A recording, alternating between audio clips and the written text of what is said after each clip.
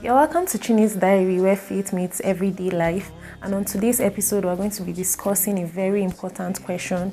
And that question is, how can I know if God has called me? This is a question that is on so many minds, and today we're going to be discussing it. So let's dive right into it. So how do you know if God is calling you towards something or to do something? There are certain things or specific things one can look out for to know if God is calling me to do something in this area or not. So the first thing is your inner conviction. How is your inner conviction? What's that inner conviction in you that tells you God is calling you towards something? It was Jeremiah who said in Jeremiah chapter 20 and in verse 9 that if he said he would not speak anymore in the name of the Lord, the word of the Lord was like fire in his heart. It was like a fire shot up in his bones and he could not hold it in anymore. So that's how the call of God is for every believer. That inner conviction, you feel that deep sense of purpose or burden towards the area where you think God is calling you. So it may look different for everyone because, of course, God does not call us all to do the same thing specifically. But if God is calling you towards an area, there's that burden for you. There's that longing towards that area. Whenever you are faced with an opportunity to answer that call, you feel the burden in your heart. Secondly, you check whether that call align with scriptures.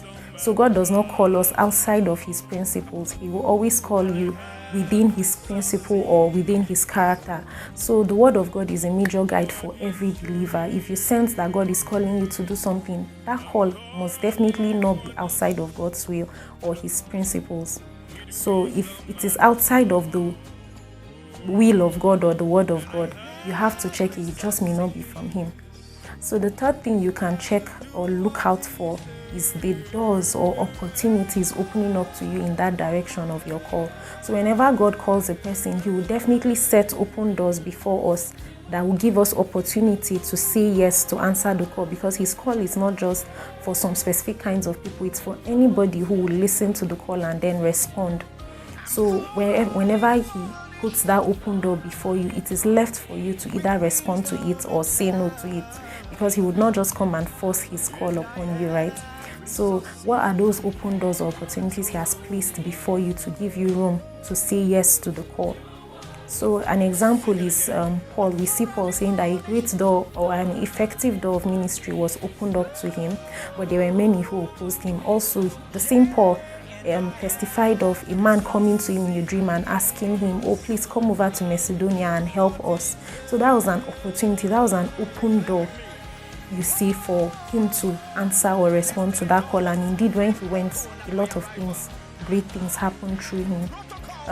Another thing we can look out for is the peace of God within our heart. So the call of God should not sear your relationship or the peace the peace you have with God, right? So if the calling is something that puts you off balance or sears that relationship you have with God, then you need to check it. It just may not be from God. The last and fifth thing is to look out for the counsel of people who have gone ahead of you.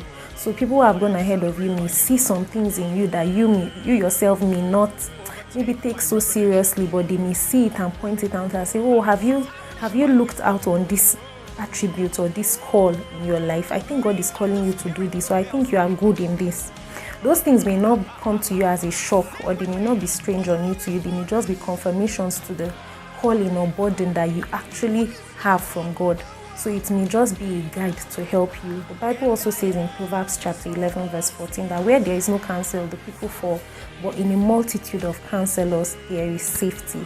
So look out and acknowledge, accept, even if what they tell you, those people who have gone ahead of you even if what they tell you does not really align with what you think it is, you can still stay in prayer with it. Don't just debunk it. Stay in prayer with it and see if actually God has a call for you in that direction. So I hope this helps you. Thank you for listening. I'll see you in the next episode.